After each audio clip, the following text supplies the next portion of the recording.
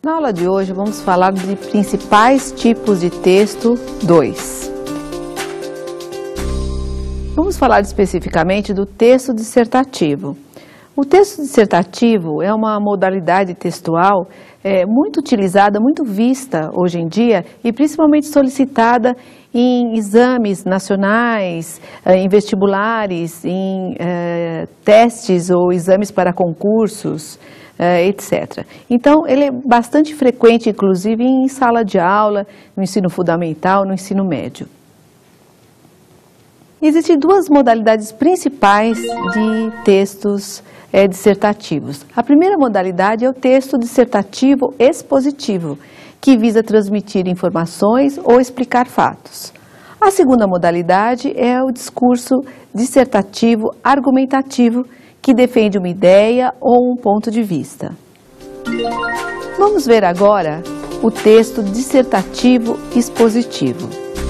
Como dissemos, o texto dissertativo expositivo, ele visa abordar informações, expor fatos. Para que a gente cumpra esse objetivo, ele tem que ter alguns elementos. O primeiro elemento é a objetividade, então ele tem que ser um texto mais direto.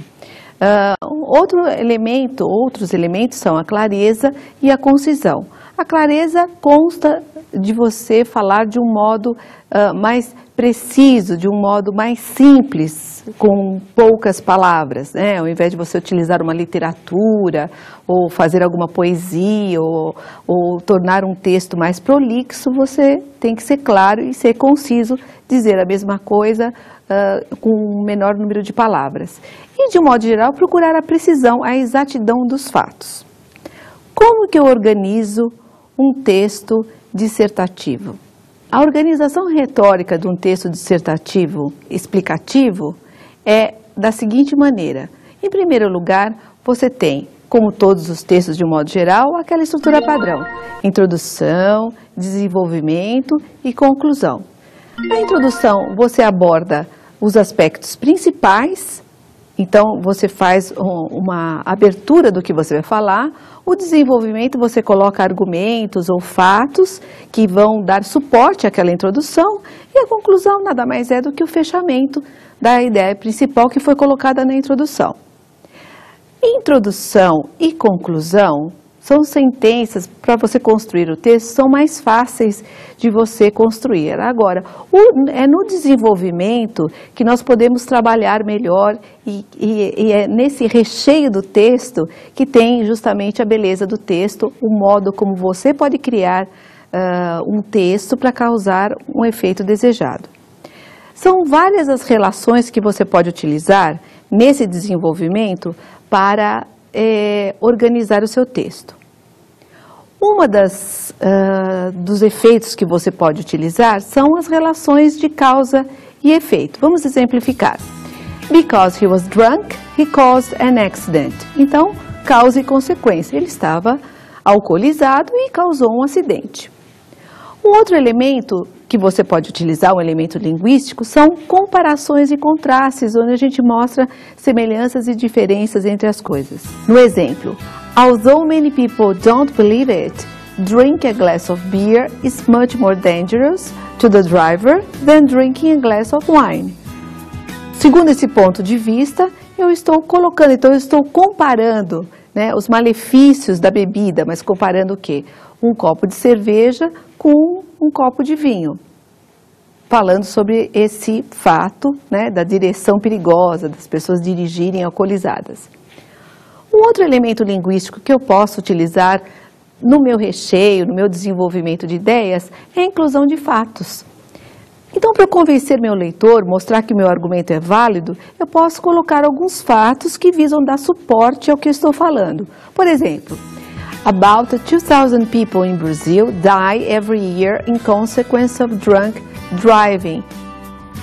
Então, cerca de 2.000 pessoas no Brasil morrem anualmente em consequência da direção de você dirigir alcoolizado.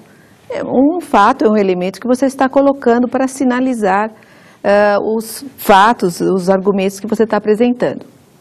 Um outro elemento linguístico que você pode utilizar são as enumerações e exemplificações. O que são? É um registro, né? Você dá vários exemplos, ou você faz uma listagem de argumentos principais para exemplificar aquilo que você está falando. Por exemplo, no mesmo texto, você diz: In Singapore, a young boy killed 3 people at the bus stop after having drunk just 1 glass of beer.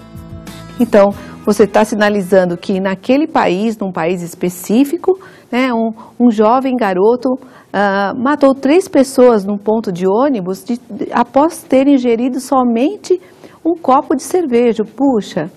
Em seguida, você fala de outro país, você cita um outro exemplo. Então, você está enumerando os vários países.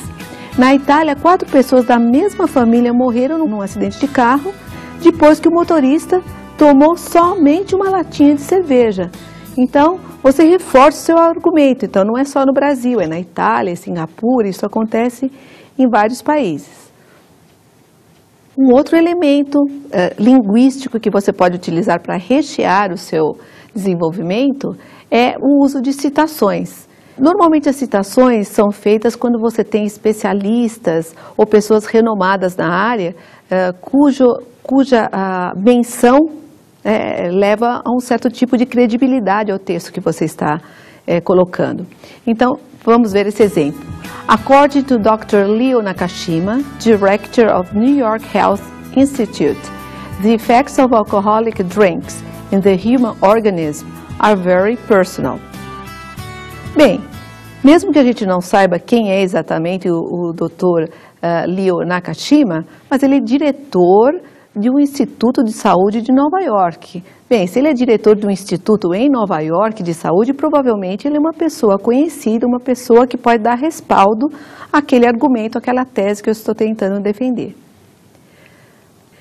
Vamos ver agora contextualizadamente como todos esses exemplos, a introdução, o desenvolvimento, a conclusão, acontecem num texto específico.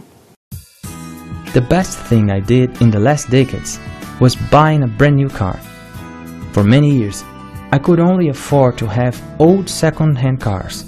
I had small cars, big cars, imported cars, even antique cars, but never a new car. One can't compare a vehicle smelling fresh painting with a 10-year-old one. It is much more comfortable, technological and economical. It has electronic devices that show you how much gas you have, the temperature of the air conditions, the conditions of your brakes, etc. A recent report published in the New York Times newspaper showed that 60% of car accidents are caused by 5 to 10-year-old cars. With my new car, I can travel, go to work, do some shopping, and visit my parents without worrying about facing an electrical or mechanical problem. In short, the advantages of enjoying a brand new car are well worth the money one pays for it. Então, inicialmente, nós temos a introdução. Na introdução, nós temos essa sentença tópico. O que é a sentença tópica? O que é a introdução? Eu pego o assunto principal, a tese principal, a ideia principal que eu vou defender. Então, the best thing I did in the last decades was buying a brand new car. Então, a melhor coisa que eu fiz nas últimas décadas foi comprar um carro novinho. Vamos ver a finalização para depois nós vermos o desenvolvimento. Na finalização, eu reitero essa ideia que eu coloquei na introdução com outras palavras, encerrando o que eu acabei de discutir. Então, a conclusão ficaria: In short, the advantages of enjoying a brand new car are well worth the money one pays for it. Então, utilizando com esse fechamento, nos parece que o autor quis mostrar todas as vantagens do carro. Então, realmente ele reitera a ideia principal e diz que realmente valeu a pena comprar um carro novinho e que valeu muito o dinheiro que se paga por ele. Então, compensa comprar um carro novo. Vamos ver agora o recheio? Vamos ver então como é que fica, como aqueles elementos que nós mencionamos anteriormente ocorrem dentro desse texto. Então, lembra que o autor está falando sobre vantagens de ter um carro novo. Então, vamos ver que elementos ele utiliza. Em primeiro lugar, ele utiliza da enumeração. Então, ele lista todos os tipos de carros que ele teve. Small cars, big cars, imported cars, antique cars. Então, ele informa que ele teve todos esses tipos de carro, mas, num contraste, nunca um carro novo. Um outro elemento. One can compare a vehicle smelling fresh paint with a 10-year-old one. It's much more comfortable, technological and economical.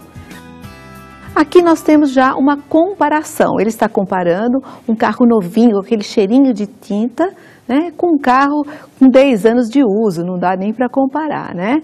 Então ele está mostrando as vantagens de você ter um carro novinho comparado a um carro antigo. Um outro elemento. It, ele está se referindo ao carro, has electronic devices that show you how much gas you have, the temperature of air conditioning, the conditions of the brake. Puxa, deve ser um carro bem tecnológico, então ele tem dispositivos eletrônicos que mostram a temperatura do ar-condicionado, as condições dos freios. Então, através desse recurso, ele está exemplificando, mostrando em detalhes que tipo de vantagens você tem, né? Tipo de tecnologia você tem naquele carro novinho. Um outro recurso. Com esse recurso, que é o recurso da citação, o autor imprime um aspecto de confiabilidade no texto. Então ele diz, a recent report published in New York Times newspaper showed that 60% of car accidents are caused by 5 to 10-year-old cars. Mais um argumento. Nossa, um estudo do New York Times, um jornal respeitado americano, mostra que 60% dos acidentes de carro são causados por carros velhos, entre 5 a 10 anos. Puxa, é bom mesmo comprar um carro novo. É uma questão até de segurança, não é mesmo? Veja nesse outro exemplo. With my new car, I can travel, go to work, do some shopping and visit my parents, without worrying about facing an electrical or mechanical problem. O que é isso? É uma enumeração. Eu estou listando todos os fatos, tudo que eu posso fazer com o meu carro. É o meu carro novinho, posso fazer uma série de coisas com ele. Então, vemos que, através de todos esses elementos linguísticos, nós podemos utilizá-los nessa ordem ou escolher um em detrimento do outro para causar um certo efeito no texto que nós estamos elaborando. Um outro ponto importante são os elementos coesivos. O que são elementos coesivos? São referentes textuais, basicamente os pronomes he, she, their, that, this. Os itens lexicais, então a utilização de sinônimos, antônimos, palavras que visam a não repetição e visam a fixação do tópico. E os marcadores discursivos, que são aqueles elementos coesivos justamente do texto, que dão algumas relações entre as sentenças ou parágrafos. Por exemplo, however. However é um marcador discursivo de contraste. Therefore é um marcador discursivo de causa e consequência. Furthermore é um marcador discursivo de adição. E outros marcadores discursivos também, como firstly, que ele elenca uma série de fatos. Vamos ver um exemplo? First, I would like to inform about recent changes in the project. Bem, nessa primeira parte, que é a parte introdutória, eu estou sinalizando pelo marcador coesivo first, que vai ter uma sequência. Se tem first é porque tem uma continuação, segundo, terceiro. Eu gostaria de informar sobre mudanças recentes, changes in the project. Esse é o meu argumento principal, essa é a minha ideia. No desenvolvimento, eu vejo um outro marcador de sequência, que é next. Next, a seguir, I will list the benefits of these alterations. Lá em cima eu falei de mudanças, changes. Já no desenvolvimento eu mencionei alterations, então eu usei um sinônimo para reforçar o meu tópico, mas ao mesmo tempo não repetir a palavra. Em seguida, eu vejo eu coloco naturally. Naturally é um marcador coesivo, mas também indica um pouco de opinião. Naturalmente, você tem que concordar comigo que isso acontece. Então, naturally, there will be some disadvantages too. They will affect. Então, naturalmente, ele faz aí um contraste. Também causa e consequência, vantagens e desvantagens. Bom, então, aí é só uma exemplificação de alguns efeitos que você pode utilizar e vamos para a conclusão. Na conclusão, in conclusion, since there are more pros than cons, I recommend. Então, na finalização, eu também coloco um contraste. Lá em cima, no desenvolvimento, nós falamos de vantagens e desvantagens. Aqui na conclusão, eu repeti com outras palavras, dos prós e contras. Eu recomendo, então você verifique que fica um texto coeso, um texto bem organizado e um texto muito interessante de se ler. Vamos passar agora para escrevendo um parágrafo dissertativo expositivo. Como é que eu escrevo, como é que eu organizo esse meu parágrafo? Como nós dissemos anteriormente, a estruturação é semelhante aos textos de um modo geral, aquele padrão de texto. Então, na introdução eu tenho uma sentença tópico, onde eu coloco uma ideia que vai ser defendida. No desenvolvimento, eu coloco várias sentenças de apoio, que podem ser organizadas conforme nós colocamos, com citações, enumerações, exposições de fatos. E na conclusão, um fechamento, uma sentença conclusiva que vai fechar e ela vai mencionar a ideia central que já foi discutida lá na introdução. Vamos ver agora um trecho do discurso que é chamado de farewell speech, então o discurso de saída do ex-presidente americano Bill Clinton. Vamos ver como todos esses elementos ocorrem num discurso real, para que você tenha uma ideia mais precisa de como isso acontece. Esse é um recorte do discurso dele. Tonight, I want to leave you with 3 thoughts about our future.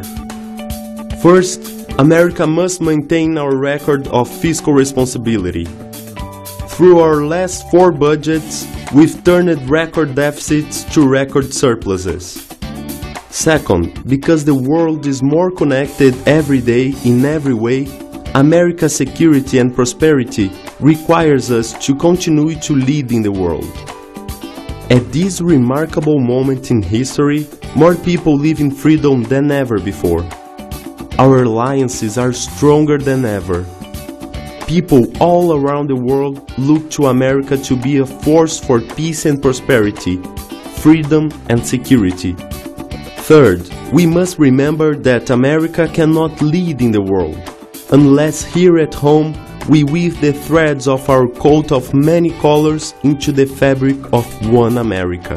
As we become ever more diverse, we must work harder to unite around our common values and our common humanity. Então, em primeiro lugar, ele fala: First, America must maintain a record of fiscal responsibility. Through our last 4 budgets, we've turned record deficits to record surpluses. Bem, pelo próprio marcador discursivo first, o autor sinaliza que ele vai continuar. Então, deve ter first, primeiro, segundo, outros marcadores. Nessa primeira parte do discurso dele, ele usa, além desse marcador discursivo, ele usa America, ele usa os Estados Unidos. Então, a América precisa manter. Então, nosso país, ele usa our record. Então, ele se coloca como americano.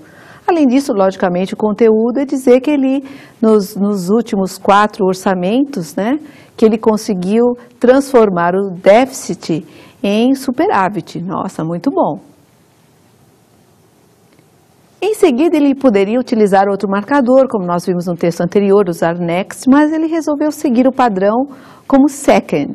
Então, ele usa second, because the world is more connected every day in every way, America's security and prosperity require us to continue to lead in the world.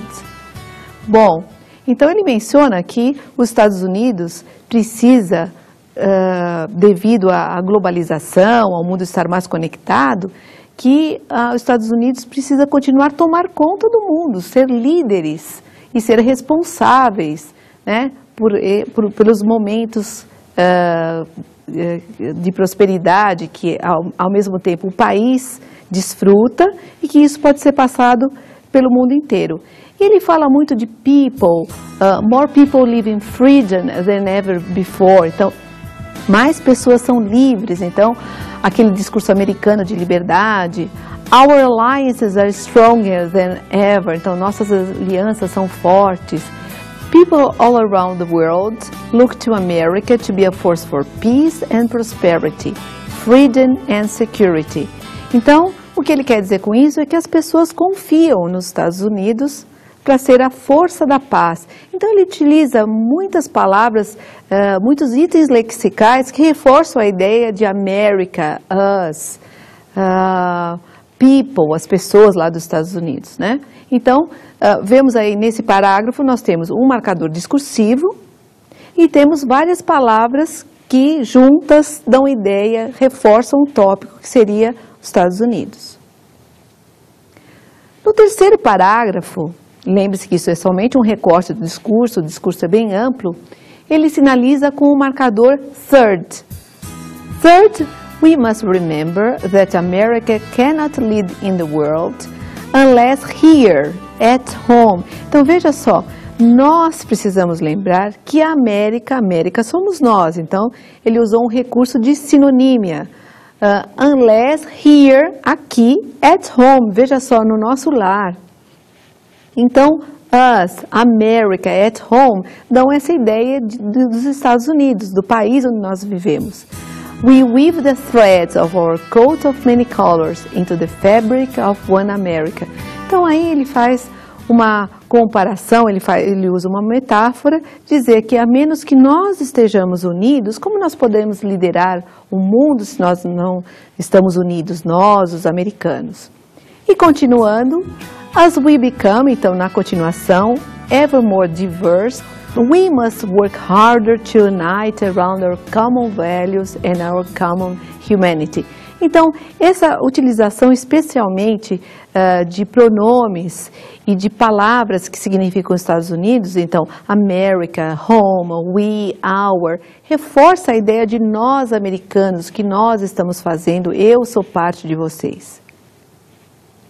Então, nós vemos como esse discurso expositivo, com que elementos linguísticos nós podemos usar para que o texto fique mais rico e exatamente para produzir o efeito que nós queremos produzir. Nesse último texto que acabamos de ver, vemos que o recurso mais utilizado realmente foram os aspectos lexicais. Essa constante repetição de termos, mas de sinônimos, de um modo geral, da América para criar aquele efeito do assunto que eu estou querendo enfatizar. Vamos passar agora para outro tipo de texto, o texto dissertativo argumentativo. Bem, um texto dissertativo argumentativo é um tipo de texto que desenvolve uma opinião, que mostra uma tese e a partir daquela tese, a partir daquela sua opinião, você tenta defendê-la através de argumentos. Como nós temos um texto que é eminentemente opinativo, será que você sabe distinguir um fato de uma opinião? Para que fique mais claro para você, vamos ver um exemplo de um texto, é um texto completo, e eu vou comentando aí linha por linha, ou parte por parte, para que você tenha uma ideia. A car hit a truck last night on 33rd Avenue. Então, um carro atingiu um caminhão na noite passada na Avenida 33. Bem, é um fato que nós podemos confirmar, não é? Deve ter saído no jornal, deve ter algum registro policial, então isso é um fato. There was a lot of damage to the car. Bom, um senso comum vai nos dizer que se um carro bateu no caminhão, teoricamente, o carro que ficou mais danificado. Então, provavelmente, damage é um fato. Agora, a lot of damage pode ser uma opinião, pode ser que uma outra pessoa, olhando o mesmo fato, tenha uma opinião diferente. But there was little damage to the truck. Bom, houve pouco dano ao caminhão. Também o nosso senso comum diz que, teoricamente, o caminhão foi menos afetado. Little damage. É alguma coisa que nós podemos contestar. Será que pequeno na visão daquela pessoa pode ser maior na visão de uma outra? Veja o outro comentário. Em seguida, which wasn't worth much anyway. Também o caminhão não valia muito? Bom, isso é a opinião de quem está mencionando. Que o caminhão valia muito ou não valia muito é notoriamente uma opinião. Em seguida na história, both drivers were taken to Fielding Hospital. Então, os dois motoristas foram levados ao Hospital Fielding. Também é um fato. Acho que a maioria das pessoas irá concordar. Miss Martha Taylor, the driver of the truck, was released. Outro fato que nós podemos comprovar através dos registros de hospital, porque a senhora Martha Taylor, que dirigia o caminhão, foi liberada, então provavelmente ela nada sofreu. According to Dr. Chuck Smith, the best doctor on the staff, então, de acordo com o médico daquele hospital, que segundo quem está relatando esse fato é o melhor médico da equipe, bom, melhor médico já é uma opinião. É a opinião dele que ele é o melhor médico da equipe, não é mesmo? The driver of the car, Mr. David Foley, is in the hospital. Então, o motorista do carro ainda está, que provavelmente sofreu mais dano, né? Ele ainda está no hospital. Também é outro fato que eu posso comprovar através dos registros do hospital. He is in hospital in bad conditions, em condições críticas. Bom, aí nós ficamos no meio termo, condição crítica. Por quê? Será que a pessoa acha ou será que através dos registros médicos nós podemos comprovar? Então, mesmo observe que o mesmo fato às vezes pode ter uma controvérsia se ele é realmente um fato ou se ele é uma opinião. Mr. Foley said that his car hit a hole in the road and slid into the other lane. Então, o Sr. Foley disse que o seu carro passou por um buraco e cruzou para outra pista. Não, provavelmente, teoricamente, nós achamos que o que ele está falando é verdadeiro. Talvez, então, aparentemente, isso é um fato. Posteriormente, talvez, numa investigação da polícia, se comprove que ele estivesse maquiando a história, mas, teoricamente, aparentemente, isso é um fato. City officials should definitely fix the holes before more people are hurt. Aqui no final da história o autor se posiciona. Ele diz que as autoridades da cidade, as autoridades municipais devem, então ele está recomendando que eles devem definitivamente consertar os buracos, porque ocorreu esse acidente devido aos buracos nas ruas, nas estradas. Então, nós vemos que o mesmo tipo de texto, ele pode ter fatos, então ele pode ter uma exposição, ele pode ser uma dissertação, que misturar fatos com opiniões. No texto dissertativo, argumentativo, nós procuramos colocar os nossos pontos de vista, então para isso a organização é um pouquinho diferente daquele texto anterior. Como é, então, a organização retórica de textos dissertativos, argumentativos? Bem, em primeiro lugar, lembre-se, nós estamos defendendo o nosso ponto de vista. Você pode não concordar comigo, mas eu vou tentar provar que eu estou certa naquilo que eu estou argumentando. Então, em primeiro lugar, eu tenho que colocar o quê? Uma tese, alguma coisa que eu afirme e que eu vou comprovar através dos meus argumentos. Então, os argumentos vêm em seguida. Quais que são meus argumentos, o que eu vou colocar recheando o texto para confirmar a minha tese. Eventualmente, eu posso inclusive mencionar contra-argumentos, eu posso mencionar pessoas ou fatos que vão de encontro àquilo que eu estou argumentando. Logicamente, eu coloco contra-argumentos para posteriormente refutá-los, dizer que, olha, eles pensam assim, mas eles estão errados. Finalmente, na conclusão, eu reitero meu ponto central e digo que a partir de todos aqueles argumentos que foram listados, que foram colocados, a minha opinião é o que voga, é o que é importante. Então, além dessa organização textual em forma de tese, argumento e conclusão, nós temos algumas palavras, algumas estratégias linguísticas que nós podemos utilizar para tornar mais forte os argumentos que nós estamos colocando. Em primeiro lugar, nós podemos utilizar expressões típicas da linguagem opinativa. Quando você está discorrendo a respeito de um determinado assunto, você pode ir contra alguns argumentos. Então, você pode utilizar aqueles marcadores discursivos de adversidade, como but, mas, instead of, ao invés de, however, entretanto, on the other hand, e muitos outros. Você também pode utilizar modais, a modalização é bastante frequente, onde, por exemplo, você pode usar o should, que é deve, o must, que é o deve na parte de obrigação, o may, aquela ideia de pode, talvez possa, e o can, que é pode. Outros tipos de marcadores em que eu chamo o leitor para mim é quando eu utilizo, por exemplo, obviously. Obviamente, você concorda comigo, não é mesmo? Naturally, naturalmente. De fato, in fact, clearly. There is no doubt, não há dúvida. It can be said, disse que, it's true that, é verdade que. As everybody knows, como todos sabem. Most people say, a maior parte das pessoas dizem. Most people think, a maioria das pessoas pensam. I think, eu acho, in my opinion.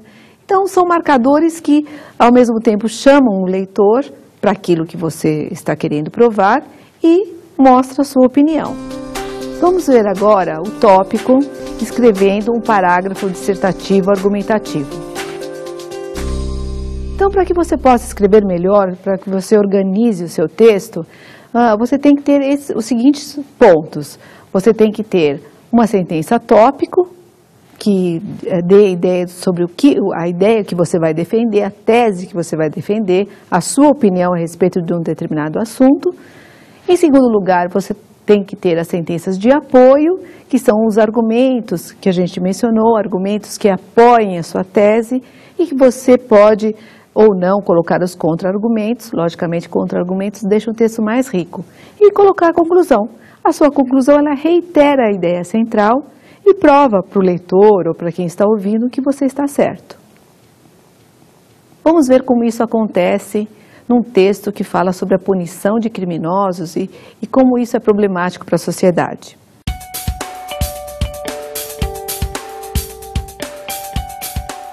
The punishment of criminals has always been a problem for society. Citizens have had to decide whether offenders such as first-degree murderers should be killed in a gas chamber, imprisoned for life, or rehabilitated and given a second chance in society. Many citizens argue that serious criminals should be executed. They believe that killing criminals will set an example for others and also rid society of cumbersome burden. Other citizens say that no one has the right to take a life and that capital punishment is not a deterrent to crime. They believe that society, as well as the criminal, is responsible for the crimes and that killing the criminal does not solve the problems of either society or the criminal. In summary, this is a controversial issue that will be discussed a lot for many years to come. Então vamos ver em primeiro lugar a sentença tópico. The punishment of criminals has always been a problem for society. Então a punição de criminosos tem sido um problema para a sociedade. É a ideia que eu pretendo defender. Como que eu vou defender isso? Através de sentenças de apoio. Essas sentenças de apoio são os meus argumentos. Vamos ver o argumento número 1. Citizens have had to decide whether offenders, such as first-degree murderers, should be killed in a gas chamber, imprisoned for life, or rehabilitated, given a second chance in society. Então, o argumento número 1, as pessoas têm que resolver o que fazer com esses criminosos. Mandar para a câmara de gás, ou dar uma sentença perpétua, ou eventualmente achar que eles podem ser reabilitá-los e ter uma segunda chance na sociedade.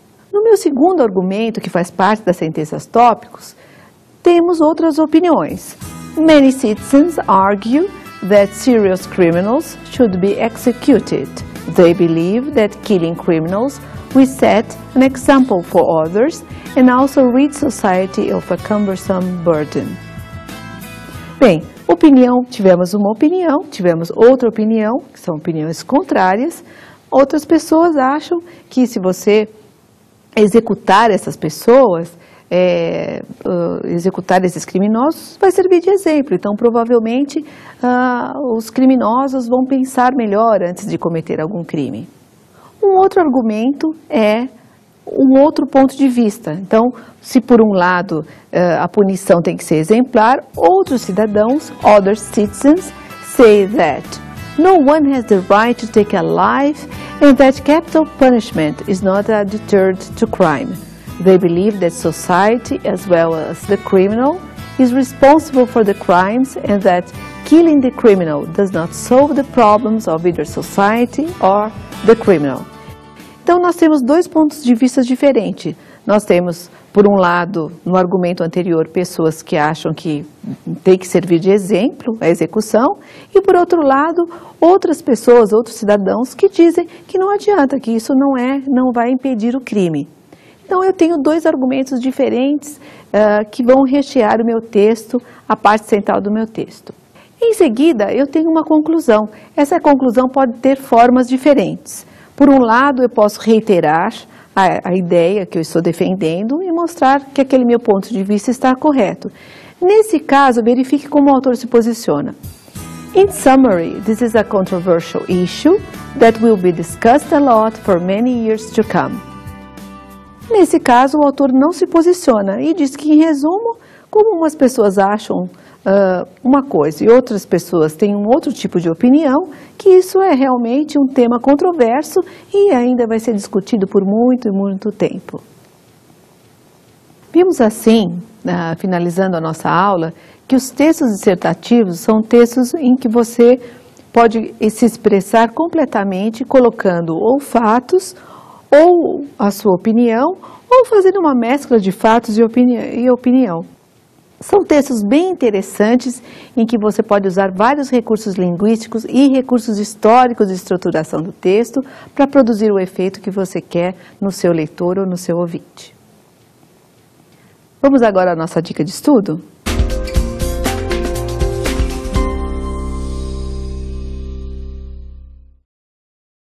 O livro denominado O Texto, de João Hilton Sayeg Siqueira, da Selinunte Editora, é um livro bastante interessante, de fácil leitura, e embora seja em língua portuguesa, os aspectos que são abordados se aplicam também à língua inglesa. Eu espero, se você estiver interessado numa boa elaboração estrutural do texto, esse livro vai ser de bastante serventia.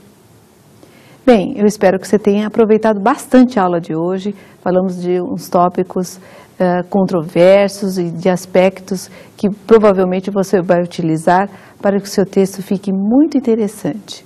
Até mais!